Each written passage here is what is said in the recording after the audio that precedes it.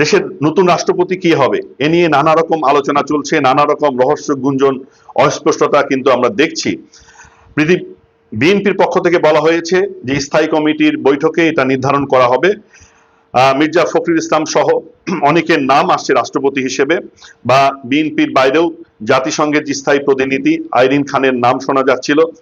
কিন্তু হঠাৎ করে ইত্তেফাকে প্রকাশিত হলো ডক্টর ইউনূস রাষ্ট্রপতি হতে পারেন এ ধরনের একটি সংবাদ, এবং ইউনূসের পক্ষে সেখানে নানা রকম যুক্তি তুলে ধরা হলো যে আন্তর্জাতিকভাবে তিনি একজন সম্মানিত এবং গ্রহণযোগ্য ব্যক্তি, আন্তর্জাতিক যে সম্পর্ক বিষয়গুলো ইউনূস ভালোভাবে দেখতে পারবেন, ফলে দেশীয় বিষয়গুলো তারেক রহমান দেখলেও আন্তর্জাতিক পর্যায়ে বিএনপির জন্য এখন ইউনূসকে রাষ্ট্রপতি করাই ভালো হবে। এবং এরপর থেকে আরো কয়েকটি মাধ্যমে এই আলোচনা এসছে, এবং এটি স্পষ্ট করে বোঝা যাচ্ছে যে রাজনীতির এই গুমট পরিবেশে যে আরেক ধরনের চাল চালা হচ্ছে, অর্থাৎ ইউনূসকে সামনে রেখে আবার যে এক ধরনের গুটি চালানো হচ্ছে বা নানা রকম প্রস্তুতি নেওয়া হচ্ছে সেটি কিন্তু স্পষ্ট। ফলে এই পরিস্থিতি বিএনপি কিভাবে মোকাবেলা করবে, শেষ পর্যন্ত এই কৌশলের কাছে বিএনপি পরাজিত হয়ে কি ইউনূসকে রাষ্ট্রপতি করবে, তাহলে বিএনপির জন্য সেটি কি ধরনের পরিণতি নিয়ে আসবে।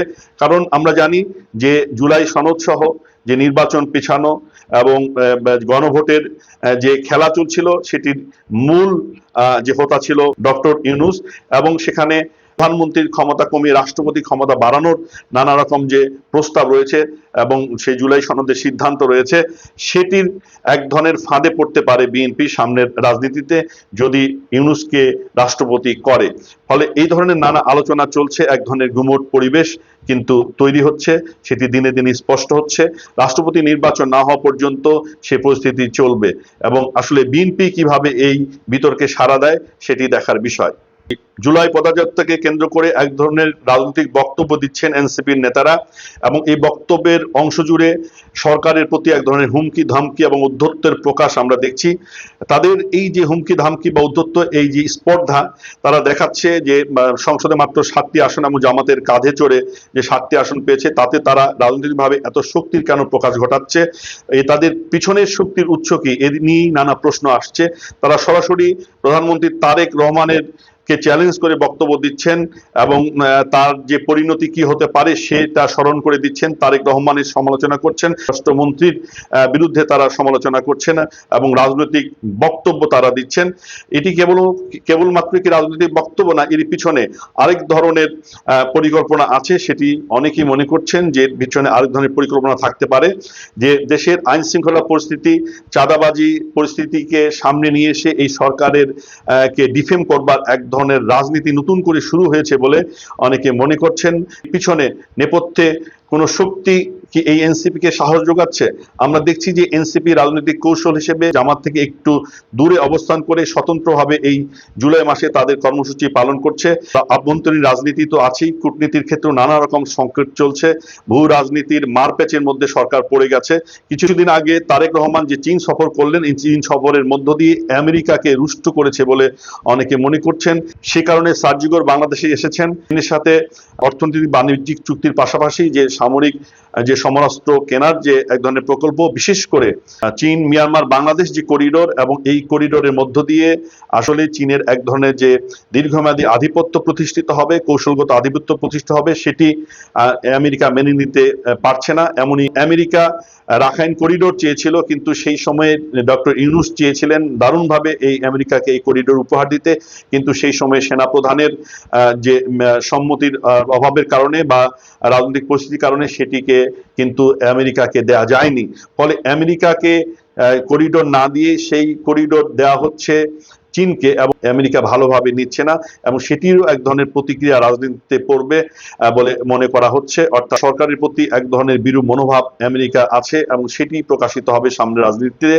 যদিও সার্জিগর পররাষ্ট্রমন্ত্রীর সাথে বৈঠক করেছেন, হয়তো প্রধানমন্ত্রীর সাথে বৈঠক করবেন, কিন্তু বৈঠক শেষে আমরা যে খবরগুলো পাই সব খবর কিন্তু পাই না। সাধারণত এই কথা বলা হয় যে বৈঠক তাৎপর্যপূর্ণ হয়েছে, অর্থপূর্ণ হয়েছে এবং দুদেশের স্বার্থ নিয়ে আলোচনা হয়েছে, কিন্তু এর বাইরেও নানা বিষয় বিষয়গুলো আলোচিত হয়। বিশেষভাবে সার্জিও এবারও আমাদের যে পররাষ্ট্রমন্ত্রী তার সাথে 20 মিনিট একান্তে আলাপ করেছেন, সেই একান্তে আলাপ কি হয়েছে সেটি কিন্তু আমরা স্পষ্ট জানি না। ফলে এই ধরনের সংখ্যা কিন্তু রয়ে গেছে যে সার্জিও বাংলাদেশ সফরের মধ্য দিয়ে আমেরিকার এক ধরনের নতুন করে চাপ সৃষ্টি হবে বর্তমান সরকারের উপরে। ফলে এই সরকার যে শক্ত দৃঢ় অবস্থান নিয়ে বসতে পারবে বা সরকার চালাতে পারবে, সেটিও একটা চ্যালেঞ্জের মধ্যে পড়বে বলে অনেকে মনে করছেন। 24-এ যখন আন্দোলন চলছিল তখন কিন্তু এক ধরনের আশঙ্কা করা হচ্ছিল যে এই যে আন্দোলনের পরিণতি সেটি আরো বসন্তের মতো হয় কিনা, সেই পথেই কিন্তু এগিয়ে যাচ্ছে দেশ কিনা সে নিয়ে সংশয় দারুণ মাত্রায় সৃষ্টি হয়েছে। আমরা দেখেছি যে আরব বসন্তের পর সে আরবের দেশগুলোতে কিন্তু স্থিতিশীলতা ফিরে আসেনি। আমরা লিবিয়া দেখছি বর্তমানে সময়ে লিবিয়া কিন্তু দুই ভাগে বিভক্ত এবং তারা গৃহযুদ্ধে লিপ্ত রয়েছে। সেখানে কোনো নির্বাচন নেই দীর্ঘদিন থেকে। মিশরও বিভক্ত হয়েছে এবং সেখানে এক ধরনের সামরিক শাসক সিসির নেতৃত্বে সামরিক শাসন দীর্ঘদিন থেকে চলছে।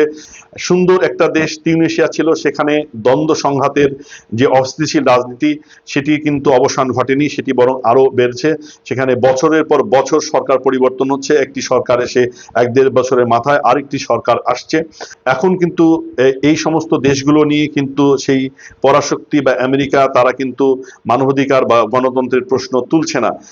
বাংলাদেশে নির্বাচিত সরকার এসেছে, কিন্তু বাংলাদেশের রাজনৈতিক আভ্যন্তরীণ রাজনীতির যে সংকট সেটি এই সরকারকে কতটা অর্থপূর্ণ করে বা এই সরকারের কে কতটা দীর্ঘমেয়াদী করে এবং নির্বাচনের যে সুফল মানুষ কতটা পাবে শেষ পর্যন্ত সেটি কিন্তু এখন বলা যাচ্ছে না।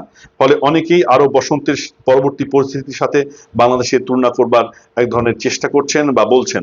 এই সুযোগকে কাজে লাগিয়ে দেশকে পরিকল্পিতভাবে অস্থিতিশীল করবার এক ধরনের প্রচেষ্টাও চালু আছে। এমন কোনো ক্ষেত্র কি তৈরি করা হচ্ছে যে বাংলাদেশকে তিউনিসিয়ায় পরিণত করা হবে?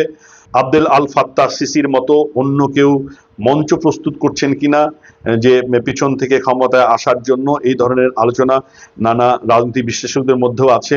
নাকি কোনো ধর্মান্ধ শক্তি নতুন করে উত্থানের পথ প্রশস্ত করছে? এই সুযোগে সেটিও সেই সংখ্যাকেও কিন্তু বাদ দেওয়া যায় না। ক্ষমতায় আসার আগে তারেক রহমান বলেছিলেন আই হ্যাভ এ প্ল্যান।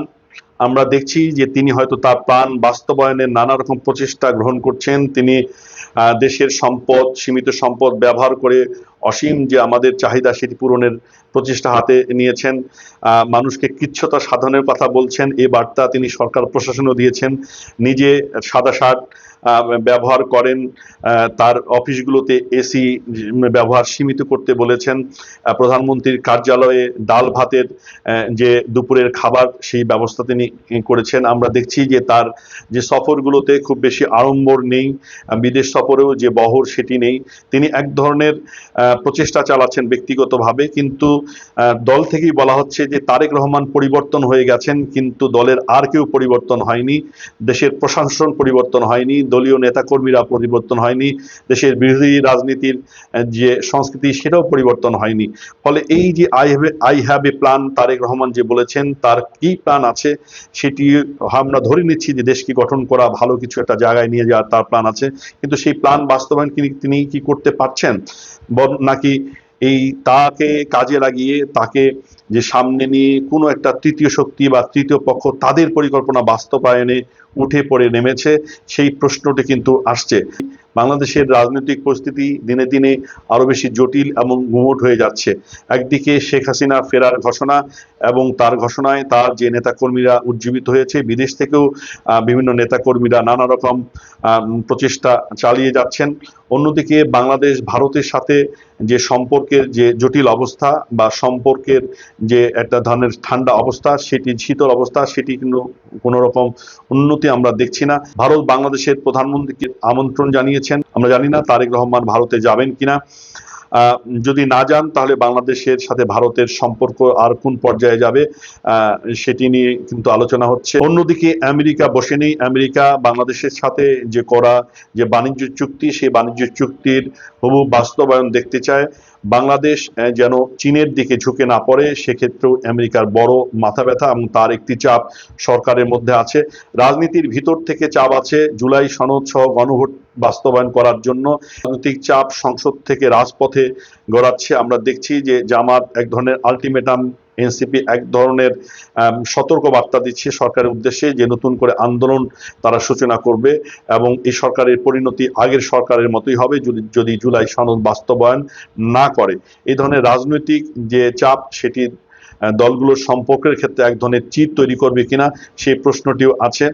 এখানে ইসলামপন্থীদের উত্থানের বিষয়ে নানা রকম সমীকরণ কাজ করছে, যে নতুন করে ইসলামপন্থীদের উত্থান পাকিস্তান, তুরস্ক এবং সৌদি আরবের এক ধরনের প্রচ্ছন্ন প্রত্যক্ষ অংশগ্রহণে বা প্রভাবে এখানে এক ধরনের ইসলামপন্থীর যে রাজনীতি সেটিকে ক্ষমতায়িত করা এবং ইসলামপন্থীদের উত্থান।